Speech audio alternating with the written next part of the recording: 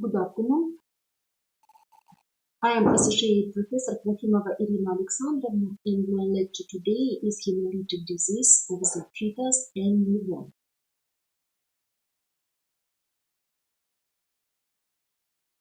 Hemolytic disease of the fetus and newborn is autoimmune hemolytic anemia, which occurs in cases of incompatibility of the blood of the mother and fetus according to erythrocyte antigens, while the antigens are localized on fetal red blood cells and antibodies to them they produce in the mother's body. Although more than 60 different red blood cells antigens are capable of eliciting an antibody response, significant disease is associated primarily with the D antigen of the rhesus group and with a compatibility of ABO factors. Really, hemolytic disease may be caused by C or E antigens or by other red blood cells antigens such as CW, CX, DU, K, M, Duffy, ASP, AMAS, EGGEN, Lutheran, Diega, and Keddy. Anti-Lewis antibodies do not cause disease. Rhesus conflict. Pathogenesis. Rhesus conflict, a cause of the mother is rhesus negative and the child is rhesus positive.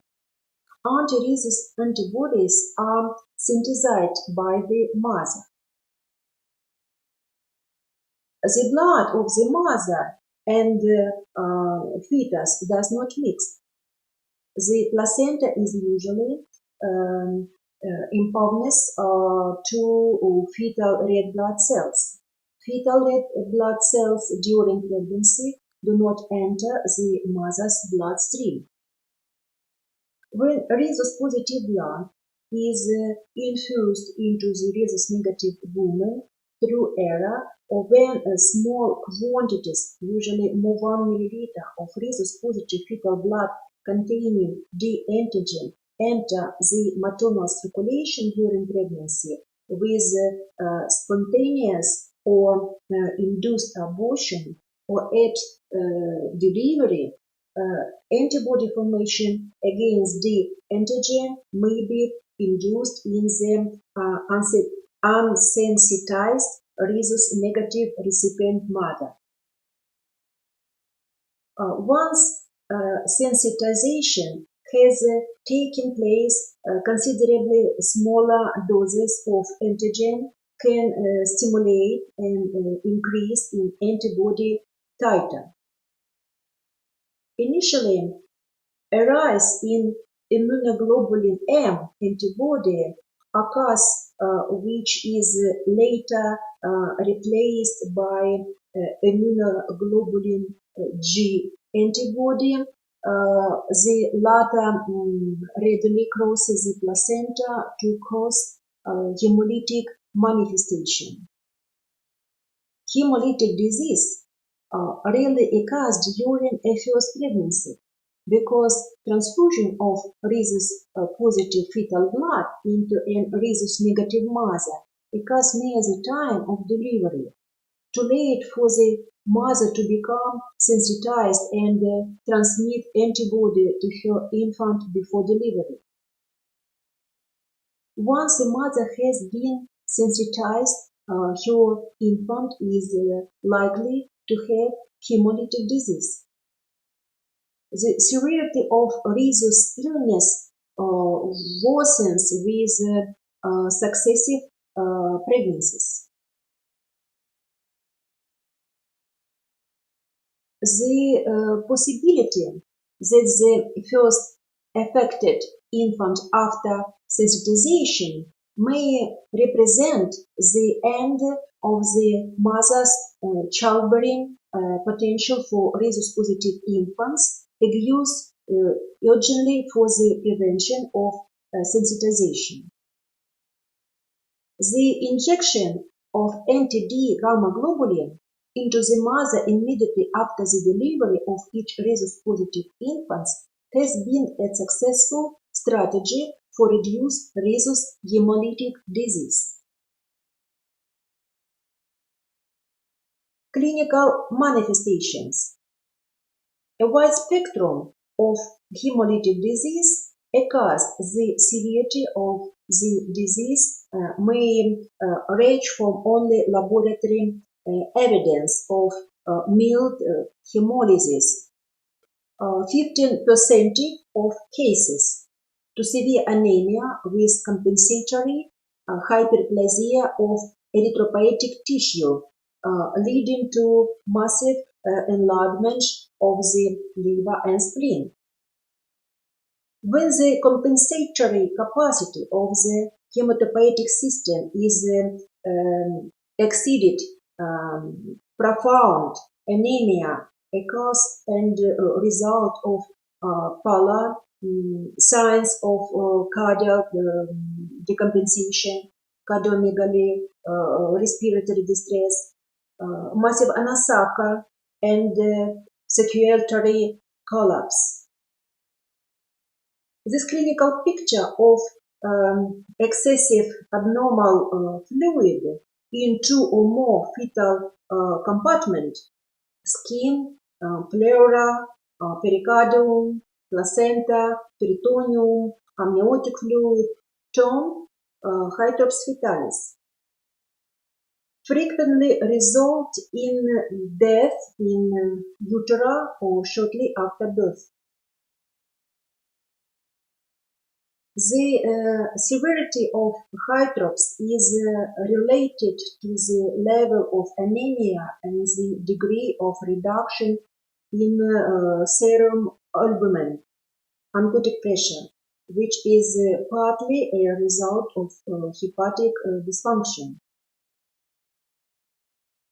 Alternatively, heart failure may increase right heart pressure, with the subsequent development of edema and ascites. Failure to initiate spontaneous effective ventilation because of pulmonary edema or bilateral pleural effusions result in birth asphyxia. Petechiae, purpura, and thrombocytopenia may also be present in severe cases as a result of decreased platelet production or the presence of concurrent disseminated intravascular coagulation. In severe intrauterine hemolysis, unconjugated bilirubin, which is formed during the breakdown of red blood cells, is excreted through the placenta and jaundice is absent after birth. In severe cases, bilirubin pigment stains the amniotic fluid, coat, and vernix caseosa yellow.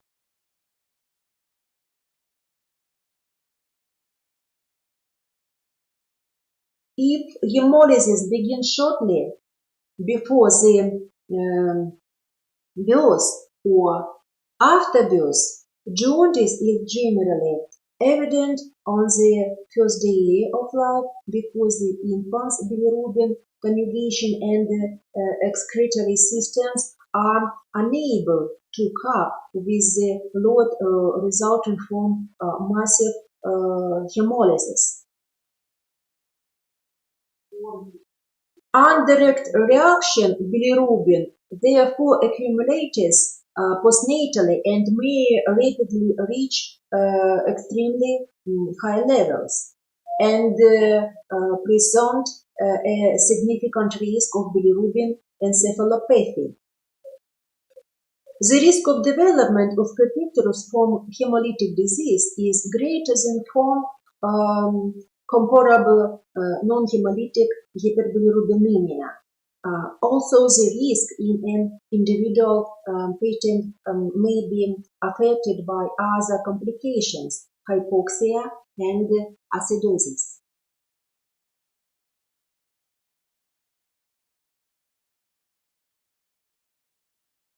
Infants born after intrauterine transfusion for prenatally diagnosed erythroblastosis may be severely affected because the indications for transfusion are evidence of already severe disease in utero, hydrops fetalis, anemia. Such infants usually have very high but extremely variable cord levels of bilirubin, reflecting the severity of the hemolysis and its effect of hepatic functions. Infants treated with intraumbilical vein transfusion in utero may also have a benign postnatal cause of the anemia and hydrops resolve before birth. Clinical forms: hydrops fetalis, ecteric form, and anemic form. Hydrops fetalis. The main cause of fetal dropsy in hemolytic disease is liver failure as part of multiple organ failure, which causes of decrease in albumin production, which reduces plasma oncotic pressure. Hydrops fetalis is the abnormal accumulation of fluid in two or more fetal stains. This includes skin edema, more 5 mm, ascites, pleural and pericardial effusion. In some, this may be associated with the placental edema, placental thickness, more 4 centimeters in the second trimester and more 6 millimeters in the third trimester, and the polyhydra amnios. Epidemiology. The precise incidence of hydrops fetalis is difficult as some cases spontaneously resolve or diagnosis is not seen until fetal demise or miscarriage. The overall incidence of fetal hydrops reported in the literature is between 1 in 15,000 and 1 in 3,000 pregnancies. Hydrops fetalis is typically diagnosed during ultrasound evaluation for other complaints such as polyhydra amnios, size greater than dates, fetal tachycardia, decreased fetal movements, abnormal serum screening, and antenatal hemorrhage. Ecteric form develops if the hemolysis begins shortly before or after the birth. Jaundice, the accumulation of indirect bilirubin in the lipid substances of tissues, yellow sclera, skin, and visible mucous membranes. Typical hepatosplenomegaly. There may be neurological disorders due to the toxic effect of indirect bilirubin on the central nervous system. Jaundice in newborn appears gradually, first on the face, then down. Disappears from the bottom up. The higher the bilirubin level, the larger the area has a yellow color. Non-invasive monitoring methods, including laboratory monitoring, are very important in neonatology. I remind you that the blood volume of a newborn is small, 80 to 90 milliliters per kilo for a full-term baby and 100 to 110 milliliters per kilo for a premature baby. If blood is taken frequently for laboratory testing, it is like bleeding in the laboratory, which can lead to ischemia and anemia. To monitor the level of bilirubin, we use the Kramer scale. It includes 5 zones. If jaundice is only on the head, the bilirubin level is about 100 micromole per liter. If jaundice in the first and second zone, up the navel, approximately 150 micromole per liter. If there is jaundice in 3 zones, first, second, and third, up to the midsection, the bilirubin level is approximately 200 micromole per liter. If all 4 zones are yellow, without feet and hands, approximately 250 micromole per liter. If the newborn is all yellow, including the feet and hands, then the bilirubin level is 300 micromole per liter or more.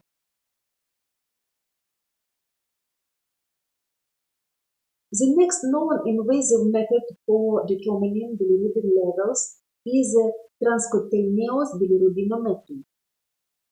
Bili test is a fully automatic measurement device intended for objective evaluation of hyperbilirubinemia level of newborn infants. It is screening method for discovering group with danger of heavy hyperbilirubinemia progress. Using of the device reduce the amount of newborn infants subject to blood bilirubin examination. The device provides possibility to the detailed observance of hyperbilirubinemia progress of newborn infants. Using the device provides also continuous tracing of therapy effectiveness. Complications of icteric form, kernicterus, bilirubin encephalopathy, and cholestasis, inspissated bile syndrome. Pathogenesis of kernicterus. Unconjugated bilirubin crosses the blood-brain barrier, and because it is lipid-soluble, it penetrates neuronal and glial membranes. Bilirubin toxicity most frequently involves the basal ganglia and cranial nerve nuclei. Risk of bilirubin toxicity. The higher the level of bilirubin, the higher the risk of its toxicity. For premature newborn, the toxic level of indirect bilirubin is more 340 micromole per liter. The toxicity of bilirubin also depends on the level of albumin. Albumin is a large molecule. If indirect bilirubin is associated with albumin, it is more difficult for it to pass through the blood-brain barrier. Preterm babies have lower albumin levels than full-term babies. Therefore, the toxic effect of indirect bilirubin can occur at a lower level of bilirubin. For newborn without risk factors, the level of toxic bilirubin in micromole per liter is equal to albumin multiplied by 10. For newborns with a risk factor, toxic bilirubin level in micromole per liter is equal to albumin in gram per liter multiplied by 8. Risk factors for bilirubin-induced brain injury: hypoalbuminemia, hypoxia, birth trauma, hypoglycemia, hypocardia, acidosis, hyperosmolarity, and prematurity and low birth weight. Clinical manifestations of kernicterus, bilirubin encephalopathy: opisthotonus, extensor rigidity, tremors, respiratory disorders, heart rate disorders, ataxic gait, oculomotor paralysis, hearing loss, loss of the suck response, lethargy, hyperirritability, seizures, death. The outcome in the future: choriatosis, spasticity, cerebral palsy, hearing loss, ataxia, and mental retardation. The next complication of the jaundice form of hemolytic disease of the newborn is cholestasis or inspissated bile syndrome. Increase in the excretion of conjugated direct bilirubin, which can lead to a violation of bile excretion.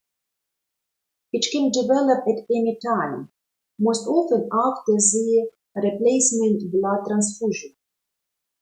Jaundice gets a greenish tint. Hepatomegaly: light feces, dark urine. An increase in the direct fraction of bilirubin, more than 20% of the total level, and other biochemical markers of cholestasis, alkaline phosphatase. Anemic form of hemolytic disease of the newborn develops when the fetus enters the bloodstream shortly before the birth of small amounts of maternal antibodies. Hemolysis is not of an intensive nature, and the liver of the newborn is quite active in withdrawing indirect bilirubin. Anemia predominates. Jaundice is absent or minimal. Hepatosplenomegaly.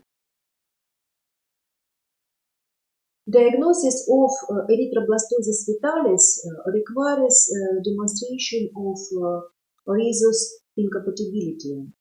Mother is rhesus negative, the child is rhesus positive. Antenatal diagnosis of rhesus negative women: a history of previous transfusions, abortion, or pregnancy should suggest the possibility of sensitization.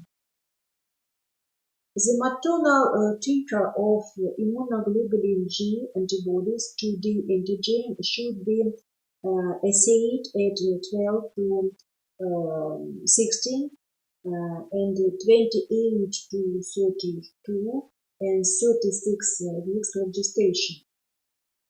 The presence of elevated antibody titers at the beginning of pregnancy, a rapid rise in titer, or a titer of 1 to 64 of greater, suggests significant hemolytic disease.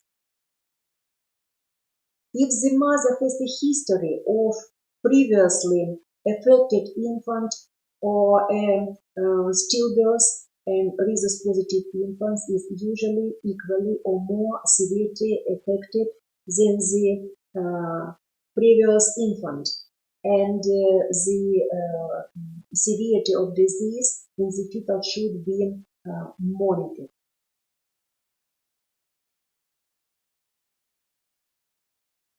Assessment of the fetus may require information obtained from ultrasonography.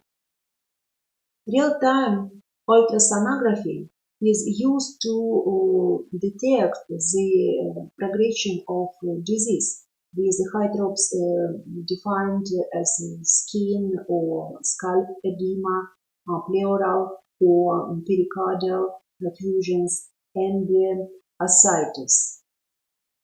Early ultrasound signs of hydrops include organomegaly, liver, spleen, heart, and double wall signed wall edema, and the placental thickening. Progression to polyhydramnios, ascites, pleural or pericardial effusions, and skin or scalp edema may then follow. Postnatal diagnosis. Immediately after the birth of any infant to an rhesus-negative woman, blood from the umbilical cord or from the infant should be examined for ABO blood group, rhesus type, hematocrit, and hemoglobin, and reaction to the direct Coombs test. If the Coombs test result is positive, baseline serum bilirubin level should be measured. The clinical picture is important for diagnosis. Edematous syndrome, anemic syndrome, jaundice syndrome, hepatosplenomegaly. With jaundice, the clinic kernicterus is possible.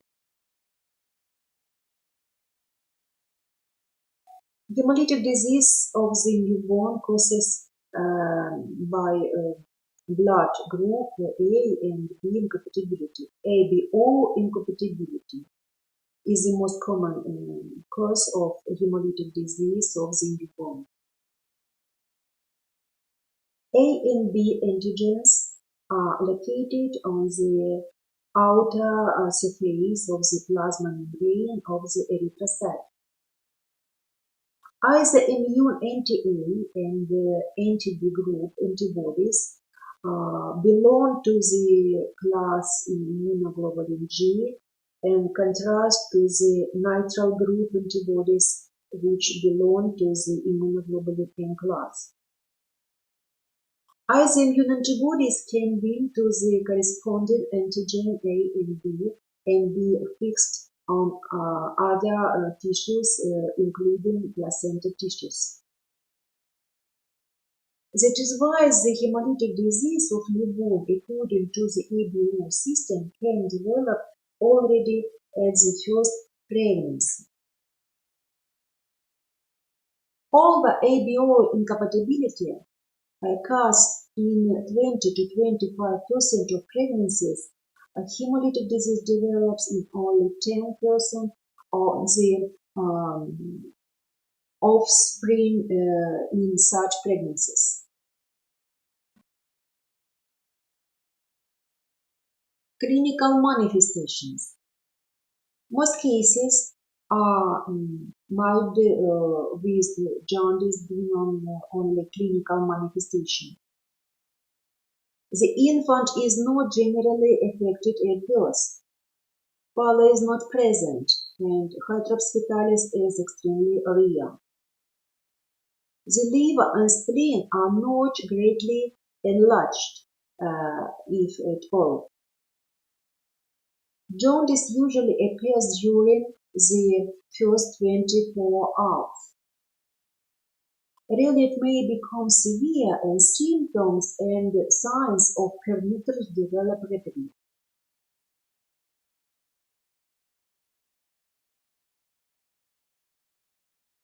The presumed diagnosis is based on the presence of incompatibility of ABO, mother with blood group O, child with blood group A or B. Hyperbilirubinemia is often the only laboratory abnormality. Hemoglobin levels are usually normal, but can reach 10 to 12 grams per deciliter. Reticulocytes can be increased up to 10 to 14%. Hepatosplenomegaly. The main goals of therapy are to, first, prevent intrauterine or extrauterine death from severe anemia and hypoxia, and second, avoid neurotoxicity from hyperbilirubinemia. Intravascular umbilical vein transfusion of packed red blood cells is the treatment of choice for fetal anemia. High drops of fetal anemia, hematocrit less 30%, is the indication for umbilical vein transfusion in infant with pulmonary immaturity. The survival rate for intrauterine transfusion is 89%. The complication rate is 3%. Complications include rupture of membranes and vaginal delivery, infection, fetal distress requiring imagining cesarean section, and perinatal death. Treatment of liver-borne infants includes conservative treatment and exchange blood transfusion. Phototherapy. Treatment phototherapy may be effective in lowering serum bilirubin levels. It is performed for all newborns with pathologic indirect hyperbilirubinemia. Special lamps are used that emit light with a wavelength of 400 to 500 nanometers. Meaning of the procedure: photooxidation and photoisomerization process produce a water-soluble isomer of indirect bilirubin, lumirubin, which enters to bloodstream and is excreted in bile and urine. The newborn is in an incubator for the prevention of hypothermia because the procedure is long, carried out for many hours.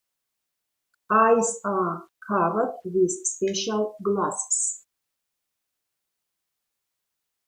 Exchange transfusion.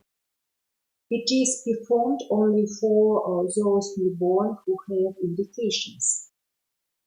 They are total bilirubin levels in umbilical vein more 80 micromole per liter, rate of increase under bilirubin, how quickly increase bilirubin, in rhesus incompatibility more 7 micromole per liter per hour, and in ABO incompatibility more 10 micromole per liter per hour. Anemia in first day with hemoglobin less 100 grams per liter, and proportion between serum total bilirubin and albumin. These coefficients you see on this slide. The exchange should be carried out over 45 to 60 minutes through a catheterized umbilical vein with aspiration of 20 milliliters of infant blood, alternation with infusion of 20 milliliters of donor blood. Smaller aliquots, 5 to 10 milliliters, may be indicated for sick and hemolytic infants.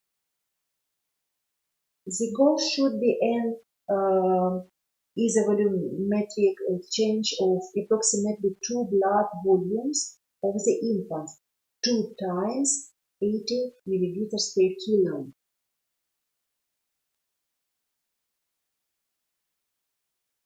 In rhesus incompatibility, exchange transfusion with blood of the same group as that of the newborn, rhesus negative. In ABO incompatibility, exchange transfusion with red blood cells O and plasma AB. Rhesus type should match the infants. My lecture is over, and if you have questions, I can answer now.